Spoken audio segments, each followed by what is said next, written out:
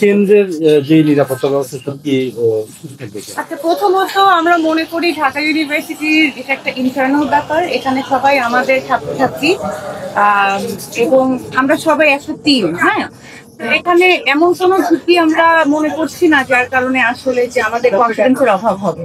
এখানে শিক্ষকরা আছেন, প্রতিনিয়ত প্রতি স্তরে শিক্ষকরা থাকবেন, প্রক্টোরিয়াল টিম আছে, প্রক্টরসরা আছেন, অ্যাসিস্ট্যান্ট প্রক্টররা। আমরা সবাই মিলে মনে করি যে আমাদের এখানে সবচেয়ে বড় যে আমাদের সাপোর্ট হচ্ছে আমাদের ছাত্রছাত্রীরা, এবং রাষ্ট্র নিয়ে যেহেতু তাদের কমিটমেন্ট এবং তাদের মানে ইচ্ছার জায়গাটা অনেক বেশি, তাই এটা সুশৃঙ্খলা মেনটেন করা, ডিসিপ্লিন মেনটেন করার দায়িত্বটা তাদের। এবং আমরা মোটামুটি কনফিডেন্টই যে ওরা খুব সুন্দর করে কালকের দিকটা তারা সেক্ষেত্রে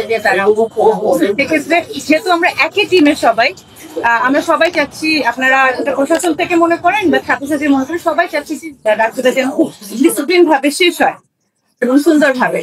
তো সকল ধরনের পদক্ষেপ আমরা নিয়েছি।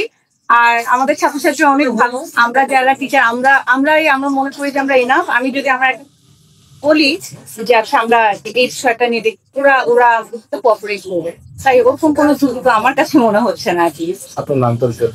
আমি শেহরিন আমিন, আমি assistant professor, Dhaka university assistant professor, এবং আমি টিএসসি টিম লিড হিসেবে আছি।